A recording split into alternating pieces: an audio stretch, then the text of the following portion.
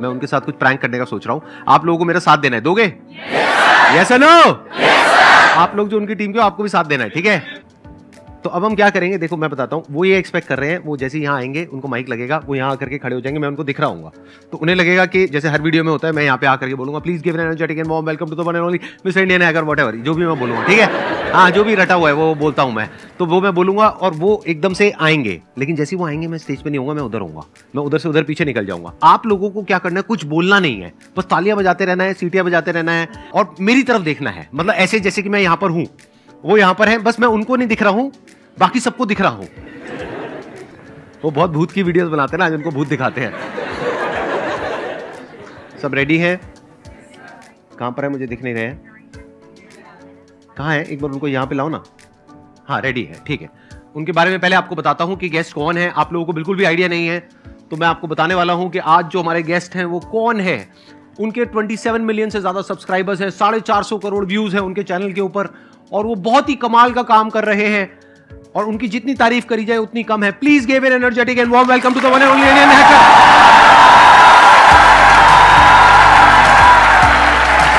अरे सर कहां गए?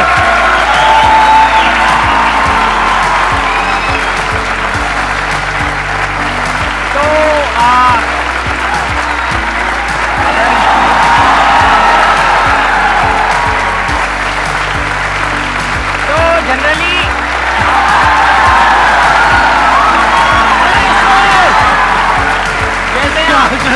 बढ़िया। मैं आपको दिख नहीं रहा था यहाँ पर, यही तो था मैं, बाकी सबको दिख रहा था, नहीं दिख रहा था। यस और नो? तो सबसे पहले आप सब लोगों से मैं एक चीज कहना चाहूंगा, सपने देखने चाहिए क्योंकि देखने से पूरे होते हैं। आज मेरा हुआ है यहाँ पर। Thank you so much. Excellent, excellent. मुझे यहाँ पर बुलाने के लिए मोस्ट वेलकम। और मैं जनरली हमारी जो ऑडियंस है उन्हें टाइटेनियम आर्मी को कह के बुलाता हूँ। टाइटेनियम मतलब जोश, और जोश भाई साहब आप जोश तो नेक्स्ट लेवल है, नेक्स्ट लेवल है। सही सही में सर। हाँ, हाँ। मतलब वास्तव में टाइटेनियम आर्मी। मजा आया बहुत सर, अभी तो शुरुआत है। आओ जी, बैठिए, प्लीज हैव अ सीट, बैठिए। आपको पता लगा है कि अभी अभी आपके साथ में एक प्रैंक हुआ है? नहीं, अभी तो नहीं। हाँ, लगा ना। अच्छा, वो प्रैंक था। वो प्रैंक मैंने तो सोचा, मैंने सही में नहीं देखा आपको यहाँ पे। क्योंकि आप घोस्ट से रिलेटेड वीडियोस बहुत बनाते हो ना, भूत प्रेत से रिलेटेड, तो मैंने कहा आज आपको भूत दिखाते हैं लाइव यहाँ पर। क्योंकि आपने मेरी वीडियोस में देखा होगा कि मैं नॉर्मली यहाँ पे होता हूँ। हाँ, वही चीज। मैंने कहा भैया कहाँ गए, मैं देख नहीं पा रहा हूँ। आना यही था या कहीं और जाना था? तो सर एक चीज मैं पर्सनली आपसे कहना चाहूंगा, प्लीज बोलिए कि आपने आज तक न जाने कितने लोगों की लाइफ बना दी है, आपको भी नहीं पता। उनमें से एक मैं भी हूँ। तो thank you so much sir. आज तक जितने भी आपने एक्सपेरिमेंट्स करे हैं, जो भी कुछ किया है, उसमें से कोई ऐसा इंसिडेंट जो आपको लगता है कि हाँ यार ये बड़ा खतरनाक एक चलिए मैं आपको छोटी सी स्टोरी सुनाता हूँ। प्लीज बताइए ना। मैं साइंस का स्टूडेंट हूँ, तो 12th के अंदर टीचर्स वगैरह बोलती थी, बोले ये होता है, ये रिएक्शंस होती है, ऐसे सारी चीजें काम करती है। बोले कि सोडियम को पानी में नहीं डालना चाहिए, व्हाइट फास्फोरस को पानी से बाहर नहीं निकालना चाहिए।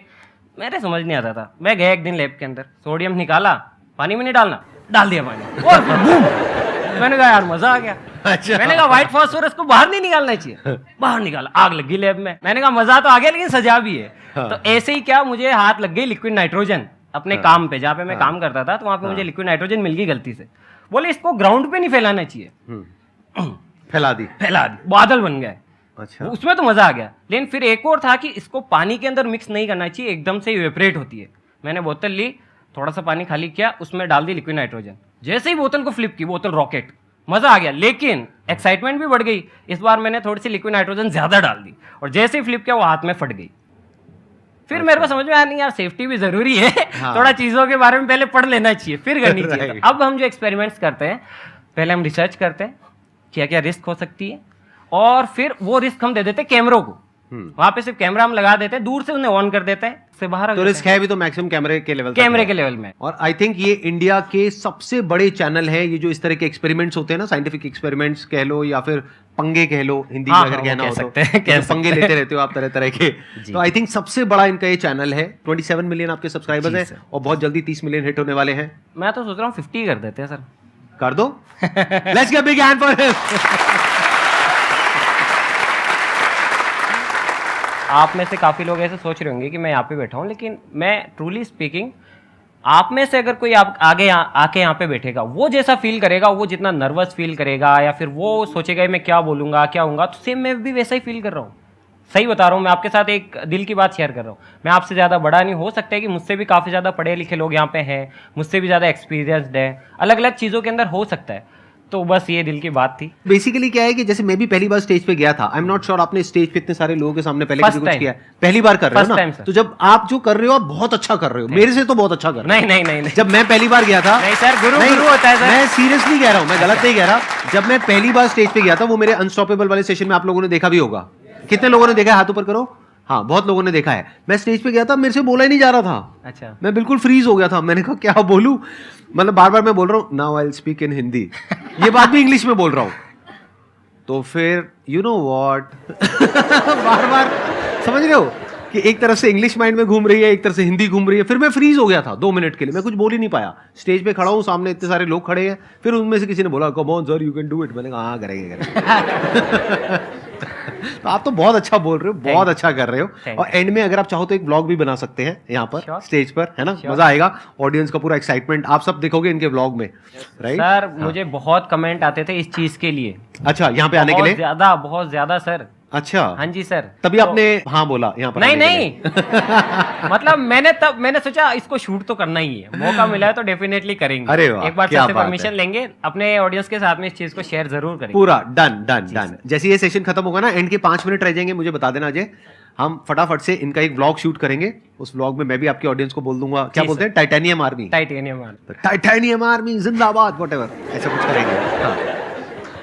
मजा आ रहा है आपको? नहीं आ रहा है? मजा आ रहा है ना? मैं क्या कह रहा हूँ सर, ये पहली बार है और सच में अभी मुझे वो जो डर वर था सब आपके साथ में आने के बाद खत्म हो गया। अभी मुझे इतना डर नहीं लगा। हाँ, बिल्कुल खुल के करो जो करना है। जी सर। क्या है कि आप ये समझ लो कि अगर कुछ मुंह से उल्टा पुल्टा निकल भी जाए ना, जैसे मुंह से बोलते बोलते होता है कई बार गाली निकल जाती है, तो वो हमारी एडिटिंग टीम में संभाल लेगी। सही बात है, कोई टेंशन नहीं, आप गालियां दो, आप यहाँ पे मारो, लोगों को पीटो, जो मर्जी करो, वो सब एडिट हो जाएगा, है ना? फोड़ दो जाकर के किसी का, अगर कोई क्वेश्चन पसंद नहीं आ रहा तो उसका माइक लेके उसी के सर पे मार दो, ये सब हम एडिट कर देंगे। फिर तो मुझे लिक्विड नाइट्रोजन लानी चाहिए।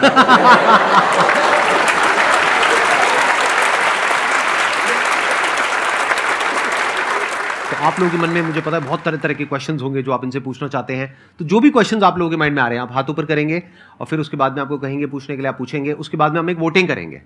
वोटिंग में अगर सब चाहते होंगे कि उस क्वेश्चन का आंसर दिया जाए तो सब लोग अपने हाथ ऊपर करेंगे। First of all thank you Sandeep sir, I still can't believe कि आप मेरे सामने हो। सर दिलराज सर, मेरा आपसे एक क्वेश्चन था। हाँ जी। जैसे जैसे क्रेजी XYZ है, एक्सपेरिमेंट टीवी है, वो भी इस फील्ड में आने लगे हैं, तो आप उन्हें एज अ कॉम्पिटिटर कैसे देखते हो सर? रेस में अकेले भागने में मजा नहीं आता। आप अगर भागोगे अकेले भागो, कोई तालियां भी नहीं बजाएगा कि यार कि ये जीता है, बोले किसके साथ में जीता है ही नहीं कोई। कंपटीशन तो बहुत ज़रूरी है। कंपटीशन होता है ना तभी आप नई नई चीज़ें ट्राई करने के लिए वो होते हो। अगर कंपटीशन नहीं है ना तो आप जितना उतने में खुश रहने की कोशिश करो, बोले हाँ यार चल रहा है, सब्सक्राइबर है, कोई है ही नहीं, मेरे ही हैं सब्सक्राइबर। अभी कंपटीशन है तो वो एक हेल्दी कंपटीशन है, उसे उल्टा अच्छे वे में मैं लेता हूँ कि यार वो अच्छा कर रहे हैं, बहुत बढ़िया बात है। देखिए रेस में आगे निकलने के 2 तरीके होते हैं। अपने साथ वाले के लंगड़ी फंसा दो, वो गिर गया, आप जीत गए, या फिर उससे तेज़ भागो। तो मैं तेज़ भागने में बिलीव करता हूँ। कॉम्पिटिशन की कोई परवाह नहीं, उनसे अच्छा करने की कोशिश करेंगे, वो भी अच्छा कर रहे हैं दिल से, सभी को मैं सपोर्ट करता हूँ, सबसे मेरी बात होती है। और मैं जितना उनको बता सकता हूँ, जितना उनको सिखा सकता हूँ, वो मुझसे काफ़ी चीज़ें पूछते हैं, मैं उनको दिल खोल के बताता हूँ। ज्ञान बांटने से बढ़ता है और मैं छोटा नहीं होता। Collaboration is better than competition any day as far as YouTube is concerned.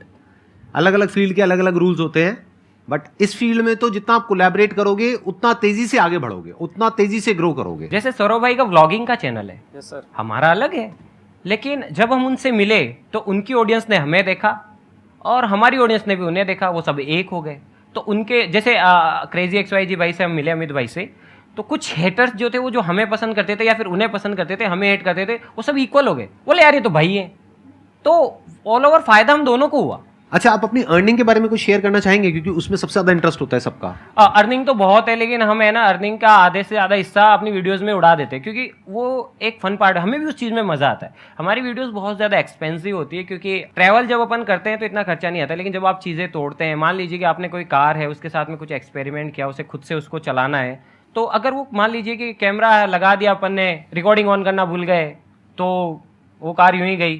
साथ ही साथ अगर वो सही से काम नहीं किया तो भी वो पैसा यूं ही गया, तो खर्चा बहुत ज़्यादा होता है। लेकिन ये है कि अगर हम 1 लाख खर्च करते हैं तो कोशिश करते हैं उससे 1.5 लाख तो हम अर्न कर ही ले।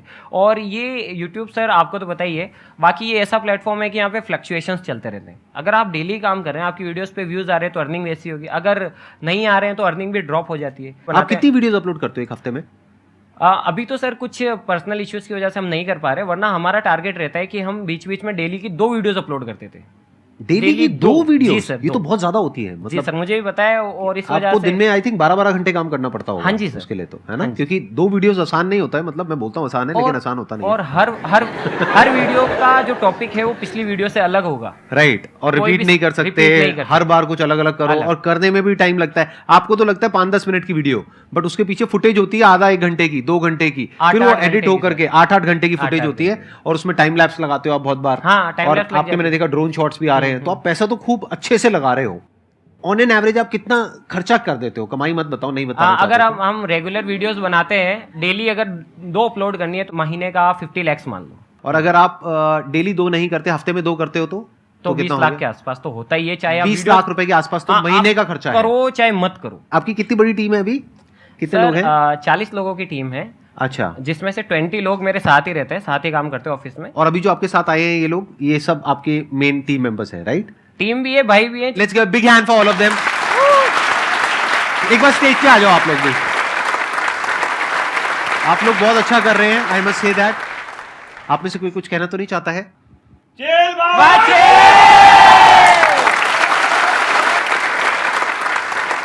ये मैं समझा नहीं, मेरे को थोड़ा बताएंगे इसके बारे में, क्या बोल दिया आपने? 3 इडियट मूवी में बोलते हैं नॉल इज वेल, हाँ। तो हमारा है चिल बाबा चिल, चिल बाबा चिल। हाँ। अच्छा, ठीक है। सर मेरा ये कहना है कि जैसे अभी 11-12 हम लोग का मेन होता है, घर वाले का कहना होता है कि 11-12 मेन है, कोई नीट लेते हैं, कोई मैथ्स लेते हैं, तो उसमें जो होता है ना सर, अक्सर हर जगह सर ये बताया टाइम मैनेजमेंट बहुत अच्छा, तो इतने इतने ये करना, तो वो कैसे आप लोग करते हो टाइम मैनेजमेंट? आप भी बोले बहुत सारे वीडियो डालते हो, आप सप्ताह में डाल देते हो 2 हर दिन, तो वो कैसे? आप भी बहुत ट्रैवल करते हो सर यहाँ वहाँ, तो टाइम मैनेजमेंट कैसे करते हो? आपको कैसे पता कि मैं ट्रैवल करता हूँ? देखता हूँ वीडियो आपका, देखा हूँ सर बहुत सारे। मेरी कौन सी वीडियो में मैं ट्रैवल करता हूँ? ट्रैवल मतलब जाते हो ना हर जगह? मैं तो यहाँ आता हूँ, यहाँ से चला जाता हूँ। नहीं तो मतलब होता है ना, टाइमिंग मैनेजमेंट कैसे करते हो? अच्छा ठीक है, आई गॉट इट। कितने चाहते हैं इस क्वेश्चन का आंसर दिया जाए? टाइम मैनेजमेंट बताइए, आप कुछ कहना चाहेंगे? देखिए, अगर आपका काम बड़ा है, अगर आपके पास अच्छी टीम है, टाइम मैनेजमेंट का आधा इशू तो वहीं सॉल्व हो जाता है। आप जो खुद नहीं कर सकते वो काम उनसे करवाओ जो उस काम में माहिर है। देखिए, एडिटिंग मुझे भी आती है अपनी वीडियोस की। अगर मैं सारी वीडियोस एडिट करूंगा तो मेरा टाइम ज़्यादा जाएगा, तो मैं उससे अच्छा उससे भी करवाऊंगा जिसको एडिटिंग आती है, जो एडिटिंग करने के लिए ही सीखी है, जिसके लिए बना है, तो मैं आधा काम तो उससे करवा लूँगा। अगर अपन स्मार्टली अपनी चीज़ों को मैनेज करते हैं, पूरा शेड्यूल बनाते हैं सारी चीज़ों का, तो काफ़ी ईजी हो जाता है टाइम मैनेजमेंट। 2 तरह के काम होते हैं, एक जो आपको करना पसंद है, एक जो करना पसंद नहीं है। जैसे ये जो कर रहे हैं इनको करना पसंद है। इन्होंने बताया ना अभी अपने बारे में कि क्या करते थे स्कूल में, लेबोरेटरी में आग लगा दी थी, अब ये यूट्यूब पे आग लगा रहे हैं सब्सक्राइबर्स के वे में पॉजिटिवली। तो बेसिकली क्या होता है, 2 तरह के काम होते हैं, एक जो आपको करना पसंद है, एक जो करना पसंद नहीं है। जब करना पसंद होता है कोई काम आपको करना, तो वहां टाइम मैनेजमेंट की कभी प्रॉब्लम नहीं आती है। वहां उल्टी प्रॉब्लम आती है कि मैं अपने आप को रोकूं कैसे, क्योंकि रुकने का मन ही नहीं करता है। अगर इनको एक काम करना पसंद है तो इनकी प्रॉब्लम ये नहीं है कि ये अपने टाइम को मैनेज कैसे करें, इनकी प्रॉब्लम उल्टी है आपसे। आपकी प्रॉब्लम ये है कि मेरे को पढ़ाई करनी है लेकिन मैं नहीं कर पा रहा हूं, ये आप पूछना चाह रहे हैं, राइट? कि अपने टाइम को आप मैनेज करते हैं और टाइम नहीं निकाल पाते हैं, फालतू की चीजों में टाइम चला जाता है। इनकी प्रॉब्लम पता है क्या होगी कि दिन में 24 घंटे होते हैं, कम पड़ जाते हैं। हाँ, तो मैं क्या कहूंगा आप सबको, मेरी सलाह ये है, इस एज ग्रुप में, जो अभी आप लोगों की एज ग्रुप है 18 साल के आसपास, जो भी आप कर रहे हो उसके साथ साथ में कुछ और भी करो। प्रोफेशन के साथ साथ में पैशन को भी रखो। इसलिए नहीं कि वहां से पैसा कमाना है, इसलिए कि लाइफ नहीं तो बहुत ही बोरिंग हो जाएगी। जैसे अगर आप खेल रहे हो तो ये मत सोचो कि अब खेल करके मेरे को पैसा तो मिलना नहीं है, मैं क्यों खेलूं। अरे भाई, खेलना जरूरी है, तभी तो पढ़ पाओगे।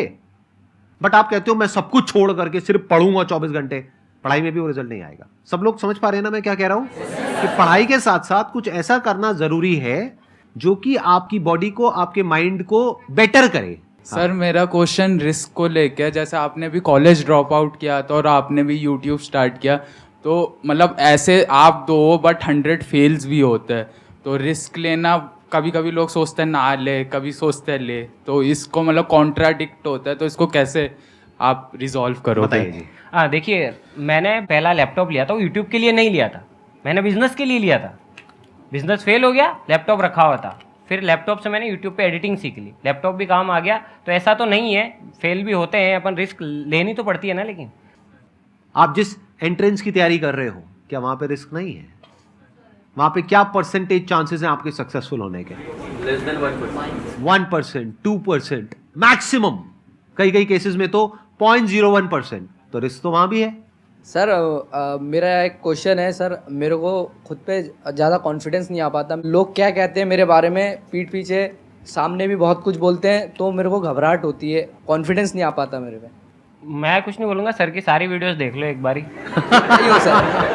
क्योंकि मेरे अंदर भी ये चीज़ है, सेम मैं खुद को आप में देखता हूँ। तो मुझे यहाँ आने से पहले मुझे भी डर लग रहा था यार, उसमें क्या है। ये जो फियर होता है ना हमारे अंदर, डर लगता है कि सामने वाला क्या कहेगा, या वो मेरा मजाक उड़ा रहा है, या ये हो रहा है वो हो रहा है, इसका एक ही तोड़ है, अपने काम को बोलने दो और लोगों का अपने आप ही मुंह बंद हो जाएगा। सही बात। आपको मुंह बंद कराने की किसी को जरूरत नहीं है, उसमें अननेसेसरी टाइम वेस्ट करोगे, अपने आप मुंह बंद हो जाता है लोगों का।